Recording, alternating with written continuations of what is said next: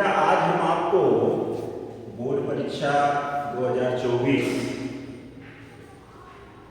High school math में जो शुरू के 20 क्वेश्चन आएंगे बहुविकल्पी संभावित प्रश्नों का हम एक मटेरियल आपके सामने रखे हैं। आप इसको समझ करके नोटबुक बना लीजिए। इसी तरह का क्वेश्चन आपको बोर्ड पेपर में मिलेगा। तो आज अगर आपने इस 20-21 क्वेश्चन पे ध्यान दिया तो निश्चित रूप से आपको बोर्ड पेपर में अच्छे अंक मिलेंगे। तो पहला क्वेश्चन हमारा है, निम्न में अपरिमेय संख्या है। तो अपरिमेय संख्या आप जानते हैं कि वे संख्याएं होती हैं जिन्हें हम p/q के रूप में नहीं लिख सकते। तो यहाँ पर देखिए 22/7 आपका p/q के रूप में है। 3.14 इसे भी आप p/q के रूप में लिख सकते हो। ये 7/22 आपका p/q के रूप में है। और ये पाई जो है ये आपका p/q के रूप में नहीं लिखा जा सकता, क्योंकि इसका जो मान होता है 3.141617 डॉट होता है। इस तरह से आपको पहले क्वेश्चन का जो पार्ट मिला अपरिमेय संख्या वो है आंसर पार्ट डी। इसी तरह से आप नेक्स्ट क्वेश्चन नंबर 2 देखेंगे। 0.7 पे देखिए आवर्त दशमलव लगा हुआ है, ध्यान दीजिएगा आवर्त दशमलव है ये 0.7, इस पे बार लगा हुआ है। तो आप इसको जब p/q के रूप में लिखना चाहेंगे तो आप इसको 7/9 लिखेंगे। और अगर यही क्वेश्चन ऐसे 0.7 होता तब आप इसको लिखते 7/10। तो इस पे विशेष ध्यान दीजिएगा कि 7/9 वाला पार्ट आपका सही होगा। तो आपका सही पार्ट है 7/9।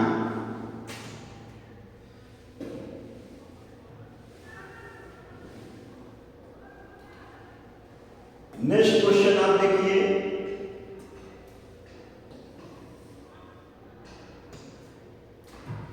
नेक्स्ट क्वेश्चन है 7/3 x/3 is equal to 3/x। x/3 is equal to 3/x में x का मान क्या है? तो x का मान देखिए ये आपका द्विघात समीकरण से दिया गया है। x/3 is equal to 3/x, cross multiply करेंगे तो x² is equal to 9 और 10² हटाएं इधर +-9। तो इस तरह से इसका आंसर होगा +-3। अब देखिए आंसर पार्ट में 3 भी है, -3 भी है, +-3 है और 9 है। तो आप बहुत जल्दी मत करिएगा, इसको आराम से समझ करके करेंगे, नहीं तो आंसर पार्ट आप गलत भी कर सकते हैं। इस तरह से आपका आंसर पार्ट बी इसमें करेक्ट आंसर है। नेक्स्ट क्वेश्चन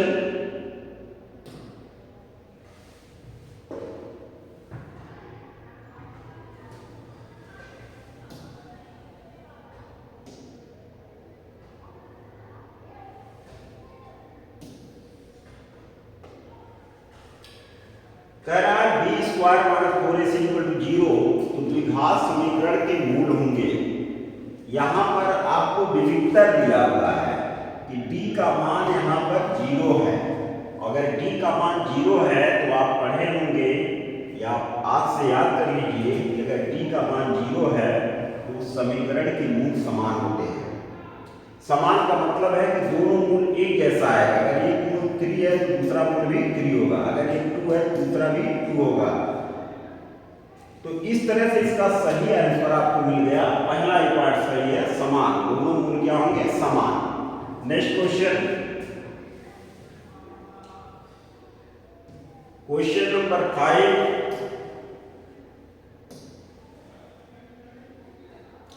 कह रहा है 3, 5, k, 9, 11 समांतर श्रेणी में है तो k का मान क्या होगा? देखिए इसका k का मान आपको निकालना है। समांतर श्रेणी की विशेषता आप जानिए, T2 - T1 = T3 - T2। समांतर श्रेणी तभी होगा जब उनके बीच का अंतर समान होगा।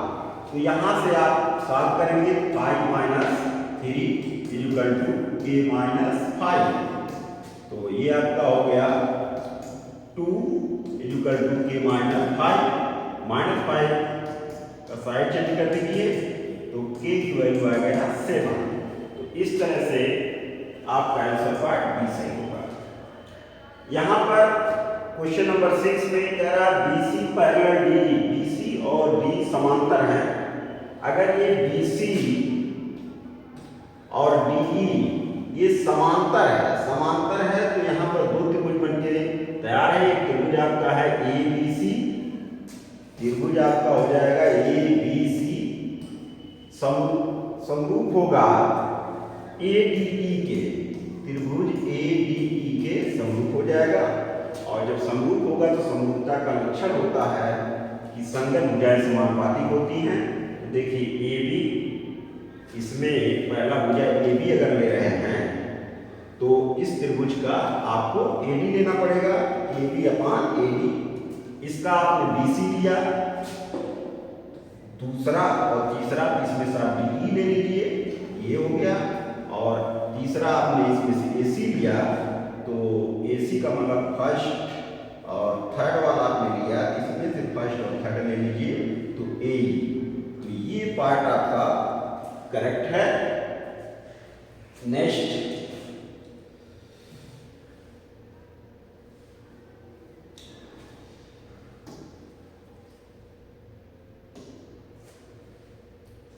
इस क्वेश्चन में कह रहा है कि त्रिभुज ABC और त्रिभुज PQR के क्षेत्रफलों का अनुपात 25:36 है।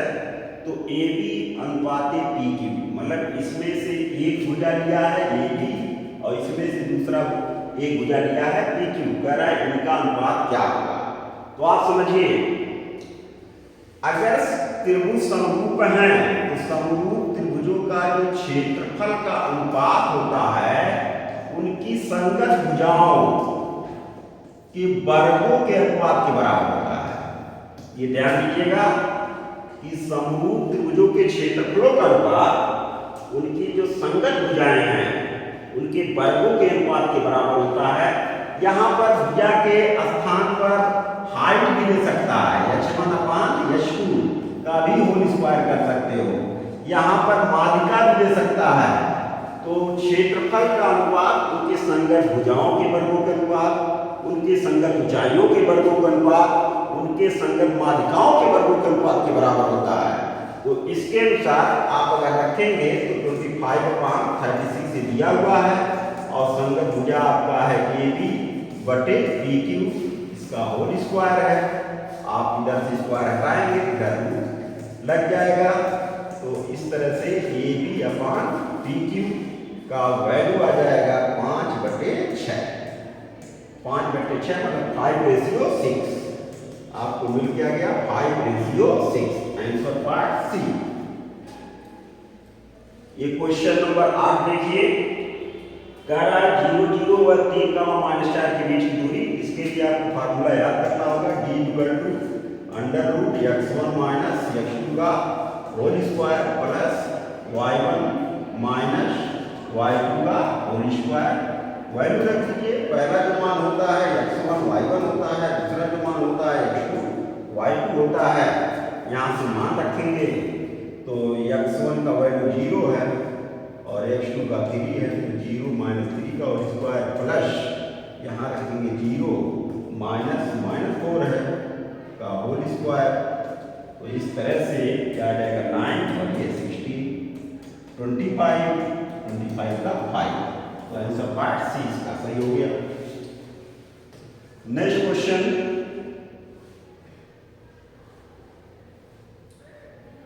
क्वेश्चन नंबर 9 ट्रिग्नोमेट्री से दिया हुआ है। क्वेश्चन नंबर 9 में कह रहा sin थीटा की वैल्यू 3/5 है, तो cos थीटा का क्या मान होगा। तो देखिए sin थीटा का मान यहाँ पर दिया हुआ है। sin थीटा का जो वैल्यू दिया है 3/5, यहाँ से आप इसको कह सकते हो लंब, इसको कह सकते हो कर्क। तो आधार आप निकालोगे तो निश्चित रूप से 4 आ जाएगा और cos थीटा बराबर होता है आधार बटे कर्क। तो आधार का मान आपका 4 आया, कर्ण का मान 5। तो इस तरह से 4/5 आंसर पार्ट सी। इसे और तरीके से भी लगा सकते हैं आप, sine square theta plus cos square theta equal to 1 का यूज करके भी लगा सकते हैं, आंसर वही आएगा।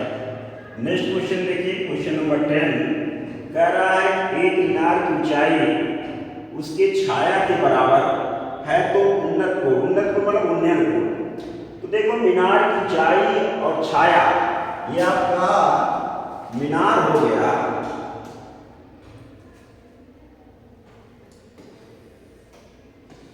ये मीनार हो गया और इसकी जो छाया बन रही है, तो ये छाया बन गया। दोनों क्या कर रहा है कि ये जितनी ऊंचाई है इसकी छाया के बराबर है, छाया की और ऊंचाई दोनों आपस में बराबर है।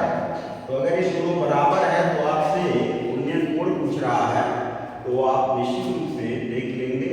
अगर थीटा का मान निकालना है तो यहाँ tan थीटा का अगर यूज कर रहे हैं तो tan थीटा बराबर होता है लंब बटे आधार, मतलब h/x, h/h। इसको अगर सॉल्व करेंगे तो 1 आएगा और ये tan 45 का मान होता है, tan 45। इस तरह से आप कह सकते हैं उन्नयन कोण 45 होगा। नेक्स्ट क्वेश्चन है आपका,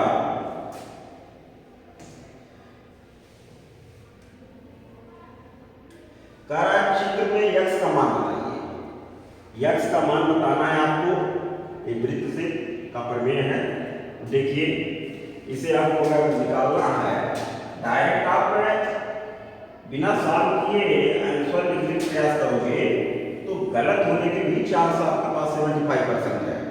इसलिए सॉल्व करके ही आप इसको आंसर सही आंसर पे निशान लगाएंगे। देखिए यहाँ पर एक चाप ये है आपका Q से R है, इसके द्वारा केंद्र कोण बना है और इसी के द्वारा शेष परिधि बन रहा है। तो केंद्र का जो कोण होता है शेष परिधि के कोण का गुना होता है, मतलब ये जो 110 है ये जो शेष परिधि का कोण है या उसका गुना है। तो यहाँ x का मान निकालना है तो 110/2 मतलब आधा है, तो आपका हो जाएगा 55 डिग्री। तो 55 डिग्री आंसर पार्ट सी। वृत्त के त्रिज्यखंड का क्षेत्रफल, अब वृत्त के त्रिज्यखंड का क्षेत्रफल इसको याद कर लीजिए। अगर आपको याद ना रहे तो कंपेयर करके देखिए। वृत्त के त्रिज्यखंड का क्षेत्रफल पूछ रहा है, ये πr², ये वृत्त का क्षेत्रफल होता है। 2πr² किसी वृत्त का क्षेत्रफल नहीं है, 4πr² ये गोले का क्षेत्रफल है। तो ये आंसर पार्ट आपका बच रहा है, तो θ/360πr²। इस तरह से ये वाला पार्ट आपका सही होगा। नेक्स्ट क्वेश्चन, अब नेक्स्ट क्वेश्चन है कहा अर्धगोले का संपूर्ण पृष्ठ है। अर्धगोला है, उसका संपूर्ण पृष्ठ आपको बताना है। तो देखिए गोले का वक्र पृष्ठ तो आप जानते हैं, गोले का वक्र पृष्ठ अगर गोला है, इसकी त्रिज्या r है, इसका वक्र पृष्ठ होता है 4πr²। लेकिन आपसे अर्धगोले का संपूर्ण पृष्ठ पूछा है, तो अर्धगोले का आपको बताना है अगर त्रिज्या इसका r है तो इसका 2πr² होगा। ये वक्र पृष्ठ हो गया, लेकिन आपको संपूर्ण पृष्ठ बताना है। तो संपूर्ण पृष्ठ बता रहे हो कि यहाँ पर ये वृत्ताकार हो जाएगा, तो πr² इसमें जुड़ जाएगा, तो आपका हो जाएगा 3πr²। तो आंसर पार्ट आपका होगा सी। कह रहा है यदि किसी संपूर्ण त्रिभुज को उसके कर्ण के सापेक्ष मोड़ा जाए तो बनी आकृति क्या होगा। संपूर्ण त्रिभुज है, ये आपका संपूर्ण त्रिभुज है, 90 डिग्री का एंगल है, 90 के सामने वाला कर्ण हो गया। अगर आप कर्ण के सापेक्ष मोड़ रहे हो, ये फिक्स हो गया, इसको मोड़ोगे ये सीधा यहाँ पर आ जाएगा और यहाँ पर सर्किल बन जाएगा। इस तरह से आप देख रहे हो कि एक शंकु ऊपर भी बन गया और एक शंकु नीचे भी बना, तो आप कहेंगे कि दोहरा से बनेगा। शंकु जो आकृति प्राप्त हो रही है वो दोहरा से पूरा हो रहा है।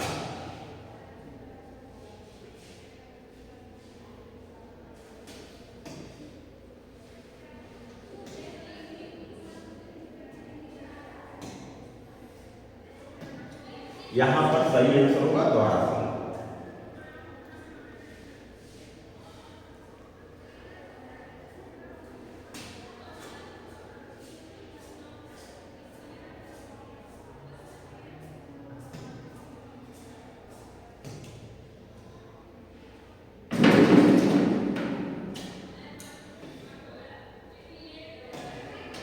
इस क्वेश्चन को देखिए, कह रहा है त्रिज्या वाले गोले को पिघलाकर व्यास वाले गोले कितने गोले बनेंगे। क्वेश्चन जो है थोड़ा गलत लग रहा है। क्वेश्चन आपका इस तरह से नहीं रहेगा। क्वेश्चन में कुछ त्रुटि है। क्वेश्चन में त्रुटि क्या है, त्रिज्या वाले कोई त्रिज्या दिया रहा होगा कि उस त्रिज्या वाले गोले को पिघला करके कितने व्यास वाले कितने गोले बनाए जा सकते हैं। अगर मान लीजिए यहाँ 4 सेंटीमीटर त्रिज्या वाला गोला है, उसे पिघलाकर 4 सेंटीमीटर व्यास वाला आपको गोले बनाना है, तो कितने गोले बनेंगे। तो देखिए, पिघलाने वाला क्वेश्चन बहुत आसान होता है। ये 4 सेंटीमीटर त्रिज्या इसकी है, 4 सेंटीमीटर। इसे पिघला करके 4 सेंटीमीटर व्यास, मतलब इसका आधा 4 सेंटीमीटर व्यास है, तो त्रिज्या इसका होगा आपका 2 सेंटीमीटर, रेडियस इसका 2 सेंटीमीटर आएगा। तो मान लीजिए n गोले बनेंगे, तो इसका जो आयतन होगा वही n गोलों का आयतन हो जाएगा। तो यहाँ से आपका हो जाएगा 4/3 पाई r क्यूब, और ये आपका n इंटू 4/3 पाई r क्यूब। 4/3 पाई से 4/3 पाई कैंसिल, r की वैल्यू रख दीजिए, 4 का क्यूब हो जाएगा। यहाँ n, यहाँ r की वैल्यू रख दीजिए, 2 का क्यूब हो जाएगा। ये आपका 64 और ये आपका 8, तो पक्षांतर करेंगे तो 64/8 इक्वल टू n, मतलब n की वैल्यू आपकी आ गई 8। तो इस तरह से आंसर पार्ट आपका सी सही जाएगा। नेक्स्ट क्वेश्चन ये बहुत इंपॉर्टेंट है, थोड़ा टिपिकल है, इसको याद कर लीजिएगा कि समांतर मान माध्यिका और बहुलक में क्या संबंध होता है। तो बहुलक बराबर होता है 3 माध्यिका ऋण 2 समांतर मान। इसको याद कर लीजिएगा। इसको दूसरे रूप में भी ले सकता है, ये ध्यान दीजिएगा कि इसके विकल्प जो हैं बदल करके भी, पक्षांतर करके भी दे सकता है। जैसे सही पार्ट आपका यही है, इसको इस तरह से भी दे सकता है आंसर पार्ट में कि 3 माध्यिका बराबर बहुलक प्लस 2 मान, ऐसे भी दे सकता है, चेंज करके इधर उधर कर सकता है। नेक्स्ट क्वेश्चन, ये प्रायिकता से है। टी की वैल्यू 1/2 है, तो टी डैश की वैल्यू क्या होगी, तो भी 1/2 होगा, क्योंकि आप जानते हैं फार्मूला याद कर लीजिए।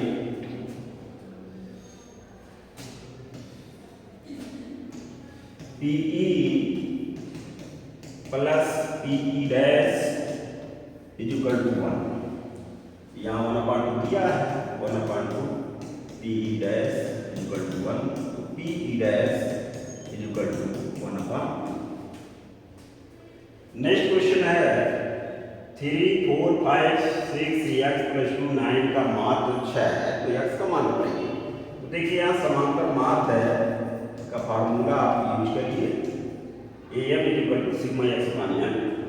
अब यहाँ पर समांतर माध्य पहले दिया है 6, सिग्मा x मतलब इन सबको जोड़ लीजिए। तो सबको जोड़ेंगे, 3, 4, 7, 5, 12, 6, 18, 20, 9, 29 और प्लस x बटे सबको गिन लीजिए, 1, 2, 3, 4, 5, 6, क्रॉस मल्टीप्लाई करिए, 36 - 29 इक्वल टू x, घटा दीजिए 7, x की वैल्यू आ गई 7। तो जो भी पार्ट 7 पे हो उसको आप सही कर दीजिए। आंसर पार्ट बी, इसका आंसर पार्ट बी सही हो गया। क्वेश्चन नंबर 19 देखिए,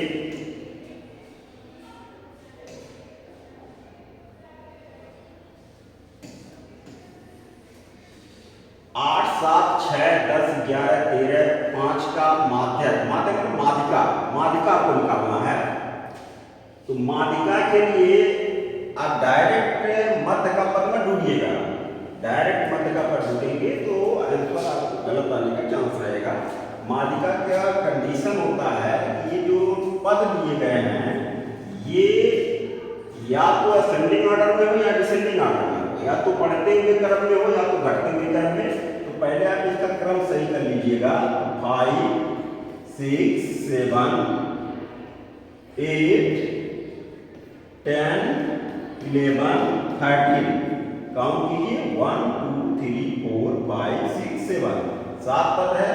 तो बीच वाला पद ढूंढेंगे तो 3 इधर से निकाल दीजिए, 3 इधर से निकाल दीजिए, आपका आंसर 8 आ गया।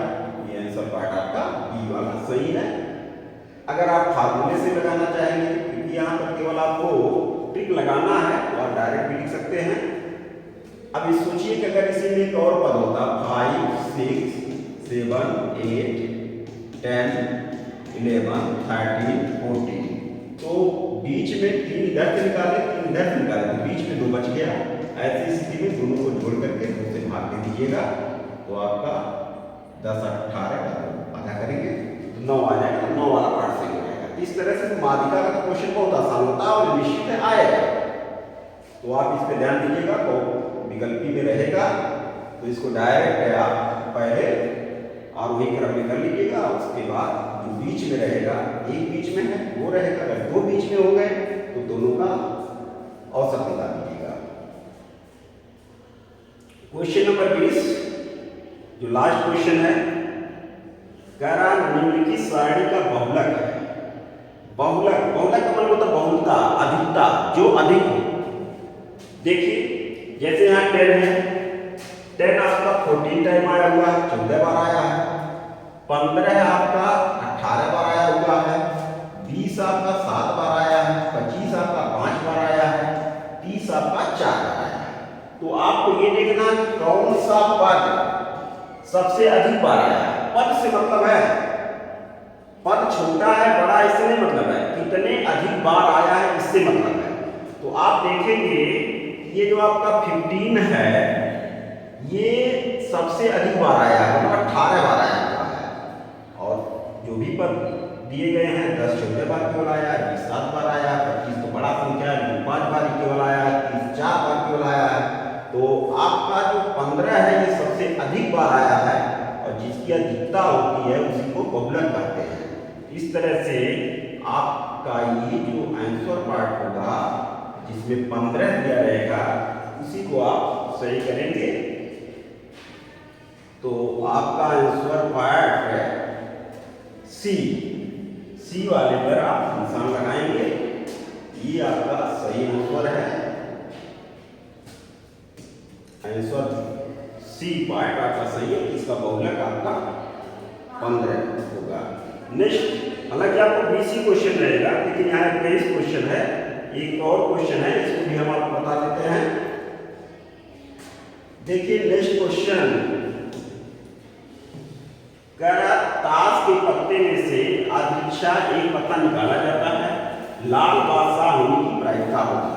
अब ये जो क्वेश्चन है प्रायिकता का है और ये निश्चित रूप से आने वाला क्वेश्चन है, इस पे आप ध्यान देंगे ये क्वेश्चन कैसे सॉल्व होता है। अब ताश के पत्ते आप जानते हैं टोटल कितने होते हैं 52 पत्ते होते हैं। इसमें बिना देखे आपको एक पत्ता निकालना है और कह रहा है कि लाल बादशाह, तो बादशाह आप निकालेंगे तो 4 बादशाह निकलेगा, लेकिन उसमें लाल तो 2 लाल होते हैं 2 काले होते हैं, तो लाल आप निकालेंगे तो 2 निकलेगा। तो इस तरह से जो संभावना है 52 पत्तों को आप निकालेंगे तो लाल बादशाह निकलने की संभावना केवल 2 बार है। तो आपका प्रायिकता हो जाएगा 2/52। ऐसे आप काट दीजिए तो आपका आ जाएगा 1/26। Answer part B.